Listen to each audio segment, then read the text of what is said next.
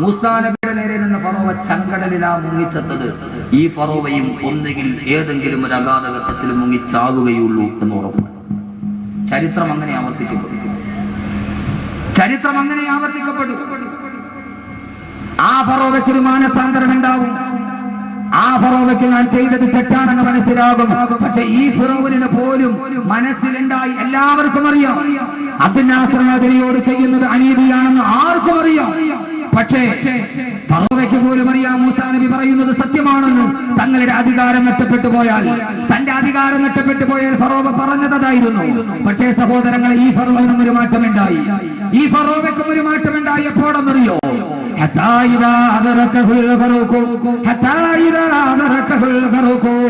അവസാനം ചെങ്കടലിൽ കിടന്നിട്ട് മുങ്ങിച്ചാടുമ്പോ ചെങ്കടലിലെ ഉപ്പുവെള്ളം തന്റെ അണ്ണാക്കിലോട്ട് കുത്തിയിറങ്ങുമ്പോ ആ സമയത്ത് ഈ ഫിറൗൻ പോലും പറഞ്ഞു പോയി, ആമന്തു ലാ ഇലാഹ ഇല്ലല്ലദീ ആമനതു ബിഹി ബനൂ ഇസ്രായീൽ. ചെങ്കടലിന്റെ തിരമാലകളിൽ മുങ്ങിച്ചാടുമ്പോ ആ സമയത്ത് ഫിറൗൻ പറഞ്ഞു പോയി, അല്ലാഹുവേ അല്ലാഹുവേ, ബനൂ ഇസ്രായീൽ പറഞ്ഞ അല്ലാഹുവിനെ ഞാൻ വിശ്വസിക്കുന്നുവെന്ന്. അബ്ദുൽ നാസർ മദനിക്ക് തടവറപ്പെട്ടവരാരാണെങ്കിലും ആരുടെയൊക്കെ ഗൂഢതന്ത്രങ്ങളാണെങ്കിലും വല്ലാഹി പടച്ചതമ്പുരാനെ തന്നെയാണ് സത്യം. അവസാനം മരിക്കുന്ന സമയത്ത് ഫറോവ ചെങ്കടലിൽ കിടന്നിട്ട് പിടഞ്ഞു പോയെങ്കിൽ ഒരു പാവപ്പെട്ട മനുഷ്യന് ഇത്രയേറെ ക്രൂരതയ്ക്ക് വിധേയമാക്കിയ അഭിനവകാല ഫറോവമാർ അവസാനം മരിക്കുന്ന സമയത്ത് പിടഞ്ഞേ മരിക്കുകയുള്ളൂ. ആ മനുഷ്യൻ അനുഭവിച്ചതിന്റെ 10 ഇരട്ടി അനുഭവിച്ചിട്ടല്ലാതെ അഭിനവകാല ഫറോവ തിരശ്ശീലക്കുള്ളിലാകട്ടെ, തിരശ്ശീലയുടെ മുന്നിലാകട്ടെ, ഈ തിരക്കഥകൾ എവിടെ രചിക്കപ്പെടട്ടെ, ഈ തിരക്കഥകൾ എവിടെ സംവിധാനം ചെയ്യപ്പെടട്ടെ, സംവിധായകൻ അപ്രത്യക്ഷനാകട്ടെ. പക്ഷേ ഈ പുരുഷാരത്തെ സാക്ഷി നിർത്തി, ഈ അഗതി അനാറ് മക്കളെ സാക്ഷി നിർത്തി, അൻവാസയിലെ ആരിമീങ്ങളെ സാക്ഷി നിർത്തി, അഹമ്മദ് കബീർ എന്ന ഒന്നും അറിയാത്തവന്റെ കൽപ്പനമല്ല സഹോദരങ്ങളെ, ഖുർആന്റെ വാക്യമാണ്. ഈ അഭിനവകാല ഫറോവമാർ ചെങ്കടലിൽ ഉപ്പുവെള്ളം അണ്ണാക്കിൽ കുത്തിയപ്പോ ഫറോവയ്ക്ക് വരെ മാനസാന്തരമുണ്ടായി. ഇൻഷാ അല്ലാഹ് പറയും, മരണക്കിടക്കയിൽ പഴങ്കട്ടിൽ കിടന്നിട്ട് പുഴുവിനെ പോലെ പിടയുമ്പോ ആ സമയത്ത് കൈകാലിട്ടടിച്ചിട്ട് പറയും, ഒരു നിരപരാധിയായ മനുഷ്യന് ഞങ്ങൾ ചെയ്തൊരുക്കിയ ക്രൂരതയുടെ പ്രതിഫലമാണിതെന്ന്. ഒരു പാവപ്പെട്ട ഭാര്യയുടെ ആരും അറിയാതെ 10-12 വർഷം ഭർത്താവിനെ അറിയാതെ ജയിലറക്കൊണ്ടിരിക്കുന്ന ഭർത്താവിനെ ഓർത്ത് ഒരു പാവപ്പെട്ട ഭാര്യയുടെ കണ്ണുനീരിന്റെ ഫലമാണിതെന്ന്. ഇറങ്ങിപ്പോകുമ്പോൾ വലത്തേക്കവളിൽ കെട്ടിപ്പിടിച്ചു മുത്തം കൊടുത്ത ഒരു പൊന്നുമോന്റെ കണ്ണുനീരിന്റെ പ്രതിഫലമാണിതെന്ന്. ഈ തിരക്കഥയുടെ പിന്നിൽ ആരുമാകട്ടെ സൂറത്തുൽ ഖസസാണ് പറയുന്നത്, വല്ലാഹി എന്നെയും നിങ്ങളെയും ഈ പച്ച മണ്ണിൽ നിന്ന് പടച്ചെടുത്ത പടച്ചതമ്പുരാനെ തന്നെയാണ് സത്യം. ദുനിയാവിന്റെ കോടതിയിൽ അവർ ശിക്ഷിക്കപ്പെടില്ലായിരിക്കാം, ഇവിടുത്തെ അണിയറയിൽ വെളിയിൽ വരില്ലായിരിക്കാം. പക്ഷേ മരണത്തെ സൂക്ഷിച്ചു കൊള്ളുക, അവസാനം പടഞ്ഞ് മരിക്കേണ്ടി വരുമെന്ന് അല്ലാഹുവിന്റെ വിശുദ്ധ ഖുർആൻ. സഹോദരങ്ങളെ, ഒരു കാര്യം ഓർക്കുക, ചരിത്രത്തിന്റെ ദൗത്യമേറ്റെടുക്കുക. സത്യം പറഞ്ഞപ്പോൾ, സത്യം വിളിച്ചു പറഞ്ഞപ്പോൾ, ഇത് അസത്യമാണെന്ന് ആളുകൾ പറഞ്ഞപ്പോ ആ സമയത്താണ് ഫറോവ പറഞ്ഞത്, മൂസയെ ഇങ്ങനെ വിട്ടാൽ പറ്റില്ല, മൂസയെ വെറുതെ വിട്ടാൽ പറ്റില്ല, മൂസയെ വെറുതെ വിട്ടാൽ പറ്റില്ല. ഫറോവയുടെ വലതുഭാഗത്ത് ആ വലതുഭാഗത്ത് ഒരു കിങ്കരൻ ഉണ്ടായിരുന്നു. ആ കിങ്കരനോടാണ് ഫറോവ പറഞ്ഞത്.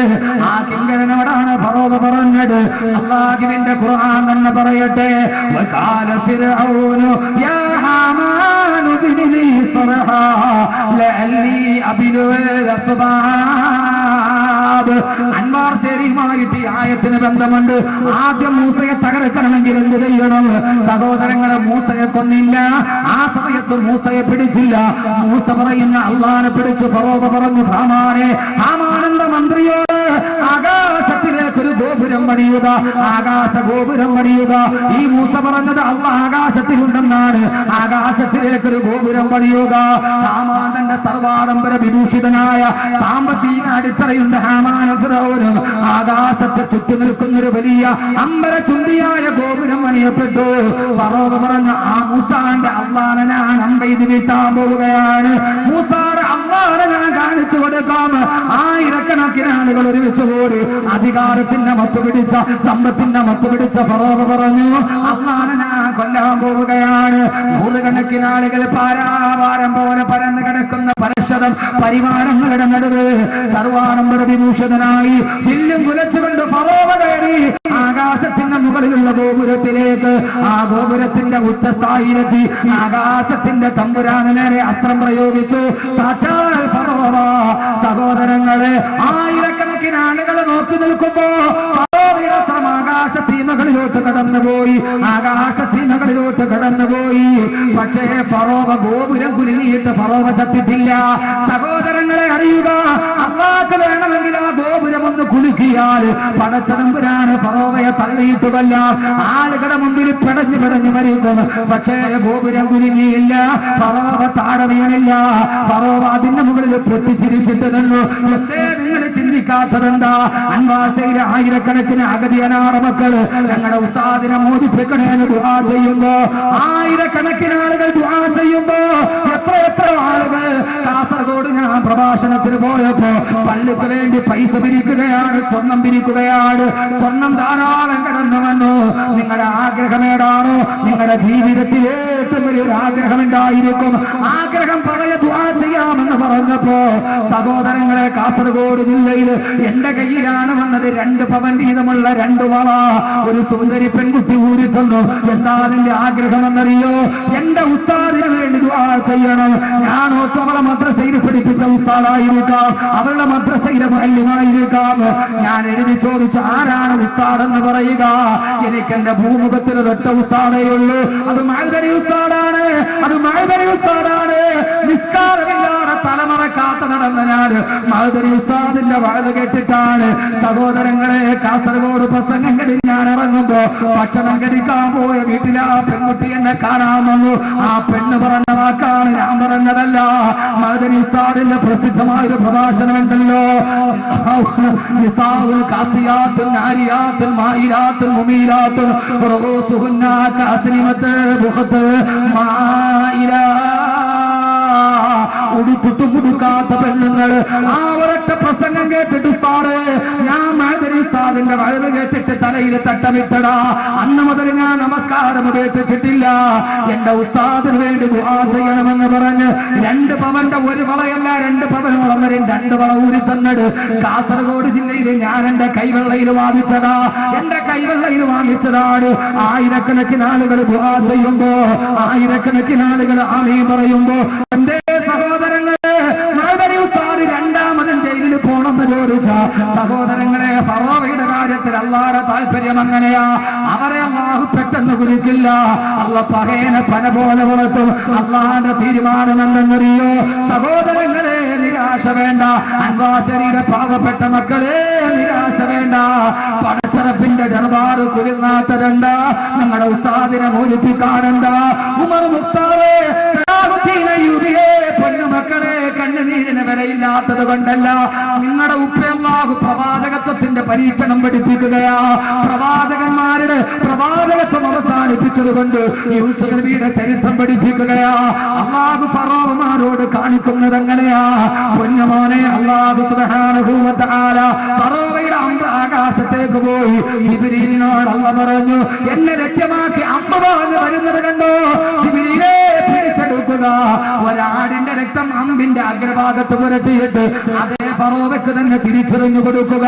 സഹോദരങ്ങളെ, അമ്പിന് ആടിന്റെ രക്തം പുരട്ടിയിട്ട് നബി അലൈഹിസ്സലാത്തു വസ്സലാം അസ്ത്രം താഴോട്ടിട്ട് കൊടുത്തു. പൊട്ടിച്ചിരിച്ചിട്ട് നിലവും പറഞ്ഞ് അള്ള മരിച്ചു, അള്ള മരിച്ചു. അള്ളാഹ്ക്ക് വേണമെങ്കിൽ ഫറോവയെ കൈകാര്യം ചെയ്തുകൂടെ. പക്ഷേ മഅ്ദനിയുടെ കാര്യത്തിൽ ഒരു വ്യത്യാസമുണ്ടായി. സാക്ഷാൽ മഅ്ദനി കിടന്നെടുത്ത് മഅ്ദനി ഉസ്താദ് കിടന്നെടുത്ത് ഒരു ദിവസമെങ്കിലും യതിയൂരപ്പ് കിടക്കേണ്ടി വന്നത് അത് ചരിത്രത്തിന്റെ തനിയാവർത്തനമാണ്. അത് ചരിത്രത്തിന്റെ തനിയാവർത്തനമാണ്. ജയിലിന്റെ അരികൾ ഒരാൾക്ക് വേണ്ടി മാത്രമല്ല തുറക്കപ്പെടുക, ഒരാൾക്ക് മാത്രമല്ല തുറക്കപ്പെടുക. സഹോദരങ്ങളെ, മഅ്ദനി ഉസ്താദിനെ സ്നേഹിക്കുന്ന കാസർഗോഡ് ജില്ലയിൽ നിന്ന് കന്യാകുമാരി വരെ ഇവിടെ ഒരുമിച്ച് കൂടിയവരോട് ഞാൻ പറയുന്നു, നമ്മുടെ മനസ്സിൽ മഅ്ദനി ഉസ്താദ് ഉസ്താദിനോട് സ്നേഹമുണ്ടെങ്കിൽ നമ്മൾ ഇപ്പോൾ ചെയ്യേണ്ട ഒരു ദൗത്യമുണ്ട്. ആ ദൗത്യമാണ് ഖുർആൻ പിന്നീട് പറയുന്നത്. അമ്പ് താഴേക്ക് വീണു. അള്ളാഹു ഫിറൗനെ തളർത്തിയില്ല. അള്ളാഹുടെ സമീപനം എങ്ങനെയാണ്? നമ്മുടെയൊക്കെ ചില അൻവാർ ശരീഫ് ദുആ നടക്കുന്നു, മാത്തൂർ ഉസ്താദ് ദുആ ചെയ്യാൻ വരുന്നു, എന്നിട്ടും അതിന് വെളി വരാത്തുണ്ട്. അപ്പൊ എന്താ ചെയ്തിട്ടുണ്ട്? അപ്പൊ എന്തൊക്കെ ന്യായങ്ങൾ കേൾക്കണം. അപ്പൊ എന്താ ചെയ്തിട്ടുണ്ട്? ഫറോവ അഹങ്കരിച്ചു, ആളുകളെ കൊന്നടുക്കി. ഇവിടെ അഗതികൾ ദുആ ചെയ്തു, അനാഥകൾ ദുആ ചെയ്തു, മാത്തൂർ ഉസ്താദ് ദുആ ചെയ്യുന്നു, ഞാൻ ദുആ ചെയ്യുന്നു, നിങ്ങൾ ദുആ ചെയ്യുന്നു. നമ്മളാരും ഒരു പ്രവാചകന്റെ ദുആയോളം എത്തൂലല്ലോ. എത്തുവോ? ഒരു പ്രവാചകന്റെ ദുആയോളം നമ്മുടെ ദുആ എത്തുവോ? അതതിനേക്കാളും വലിയ ആളുകളുണ്ട്.